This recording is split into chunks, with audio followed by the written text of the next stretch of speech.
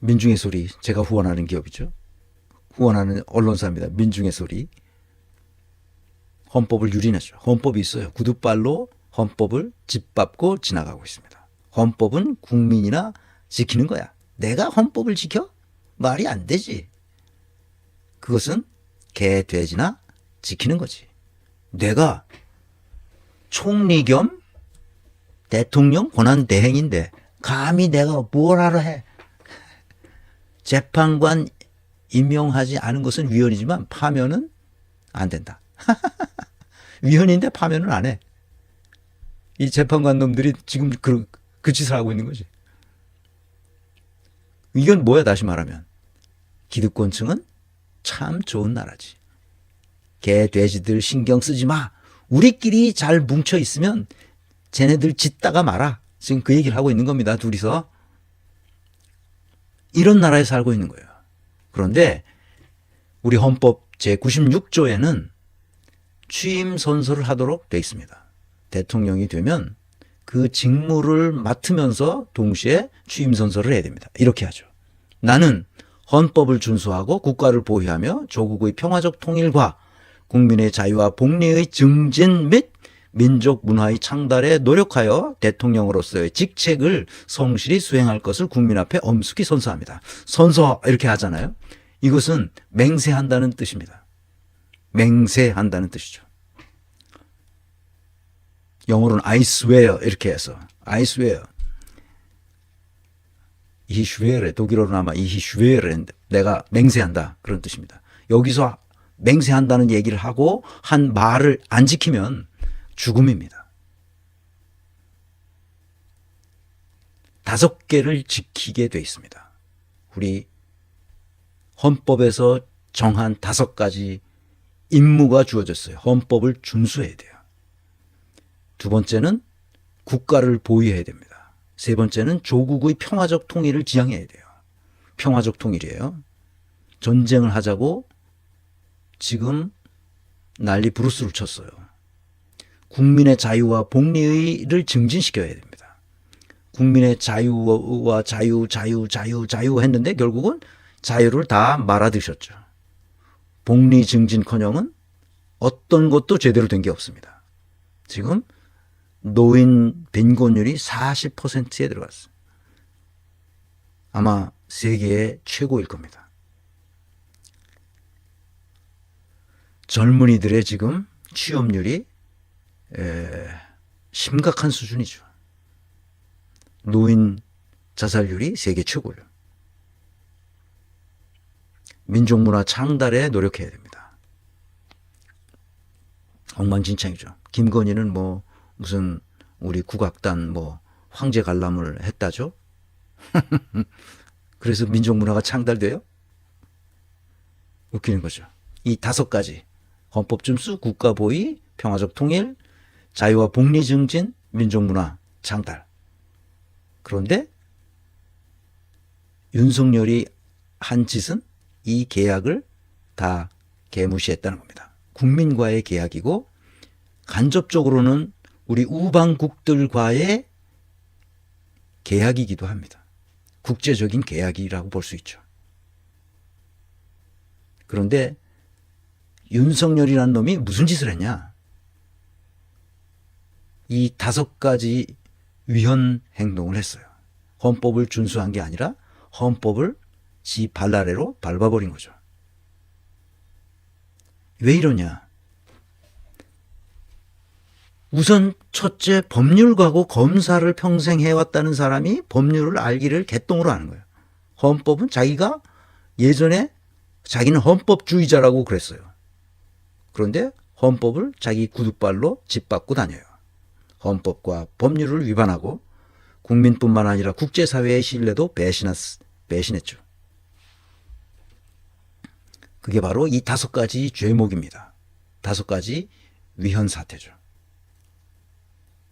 이게 헌재에서 지금 이걸 심판을 못하고 있습니다. 아니 이걸 나도 할 수 있는 거를 헌법 재판관들이 지금 못하고 있다는 게 상상이 됩니까? 말이 안 되는 거죠 이게. 국민과 세계 우방 국가와의 계약을 스스로 파기하는 행위를 했죠. 왜 이렇게 됐는데도 왜 총알같이 이 문제를 해결하지 못하고 이렇게 질질 끌려가느냐. 그것은 외형적으로는 근대 국가의 제도를 가지고 있지만 대단히 부실하다는 거예요. 헌법과 법률도 있고 입법부도 있고 행정부도 있고 사법부도 있고 우리는 선거를 치러서 대통령과 국회의원을 뽑는 이 외형적 제도가 있긴 하지만 그것이 매우 부실한 상태로 있다는 거야. 그러니까 왜 포장만 그럴듯하게 나왔지 실제로 잘 작동하지 않고 있다는 뜻이야 이게. 있어빌리티죠. 문재인이 하던 그 있어빌리티. 겉으로는 포장해가지고 뭔가 잔뜩 열심히 하고 뭐 어금니가 빠지도록 뭘 어떻게 하는데 사실은 내용이 전부 포장이야. 내실이 하나도 없어. 어떻게 돌아가는 건지 자기가 막 하겠다고 우리 문재인 정부의 국정의 가장 중요한 과제라고 하는 검찰 개혁조차 하나 못했어. 언론 개혁은 고사하고.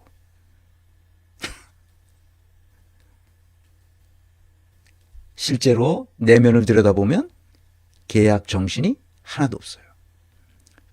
문재인은 자기가 하고자 했던 공약사항의 18%만 하고 말았어요. 언론에서 내가 본 적이 있어요. 18%. 그것도 흐리부리한 거. 가장 중요한 검찰개혁, 사법개혁, 교육개혁, 언론개혁. 손도 안 댔습니다. 슬슬 기득권층과 슬슬 내통하고 있었죠. 대통령 후보 시절에 조선일보 방씨 가문과 중앙일보 홍씨 가문들과 비밀리에 만났는데 그게 비밀이 될 수 없잖아요. 그냥 다 알려졌어. 그걸 왜 만나 걔네들을. 그래서 이렇게 된 겁니다. 억압과 착취가 가능하고 흡혈귀들이 시민들의 등골에 빨대를 꽂아서 피를 빨아먹는, 난 대동맥이 이 등골로 지나간다는 걸 몰랐어요. 왜 사람들이 등골이 있나, 등골에 빨대를 꽂아서 피 빨아먹는다 이런 얘기를 내가 듣고 아니 왜 등에다 꽂지? 아니면 심장에다 꽂아야 되는데 그랬더니 대동맥이 등으로 지나간다는 걸 최근에 알았어.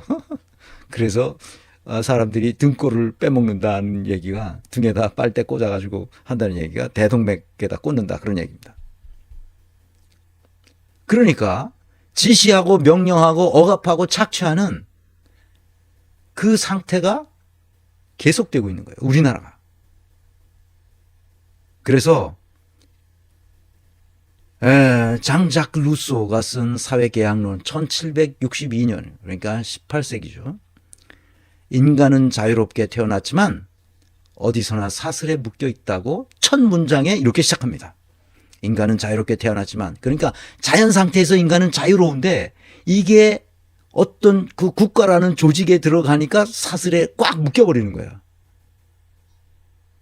그러니까 자유롭게 태어난 인간이 자연적 상태에서 자유로웠는데 국가의 세계로 들어와서 시민적 옥새로 채워져 있는 거야.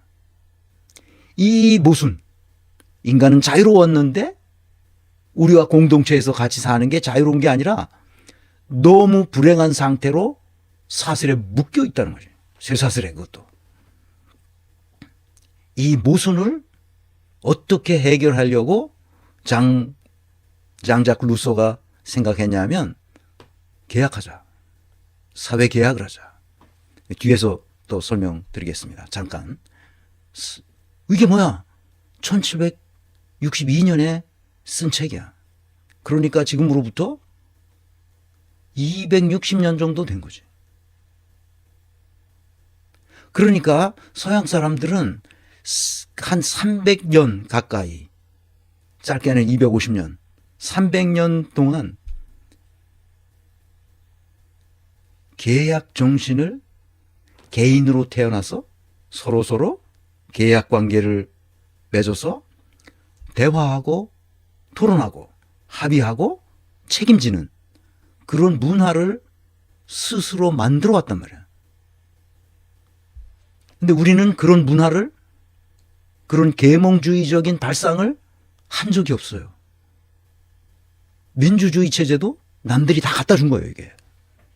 우리가 스스로 개발해서 이렇게 된 게 아니에요. 그러니까 이거 별거 아니라고 생각하는 거예요. 아, 이거 헌법 별거 아니야. 법 별거 아니야. 왜? 자기는 흡혈귀거든. 무의 도식할 수 있거든. 그래서 내가 이 강의를 시작한 제1강이 근대적 의미에 있어서의 인사조직론을 내가 가르치고야 말겠다 이런 생각을 했어요. 그런데 그때는 내가 힘들고 그래가지고 야, 이거 내가 이 강의를 계속할 수 있을까 하고 걱정하면서 하도 제자들이 강의해야 된다. 유튜브가 거기 사람 많다. 거기 그래서 그럼 시작해보자. 그래서 시작은 해서 야, 내가 힘들면 나 그냥 못하지. 그랬는데 여기까지 온 거죠. 2년 한 7개월쯤 된 거죠. 지금 보면 2022년 8월 10일 날 첫 강의를 시험 강의 5번을 하고 그다음에 이제 첫 강의를 조직론적 사랑과 논문 표절. 그때 논문 표절이 김건희의 논문 표절이 막 인구에 회자던 때예요. 그래서 몇 가지 이유로 윤석열이 이 녀석이 하는 거를 가만 눈 뜨고 볼 수가 없을 것 같아. 그래가지고 아, 이걸 가만두면 안 되겠다. 그래가지고 이 관련된 것을 전부 조사해서 강의를 시작했어요. 근데 하다 보니까 여기까지 왔어요. 조직론적 사랑이란 뭐냐? 냉철한 사랑을 말하는 거예요.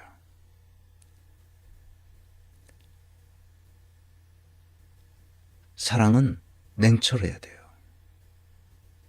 냉철한 조직론적 사랑을 한다는 것은 어떻게 하는 것이냐? 이렇게 하는 거예요.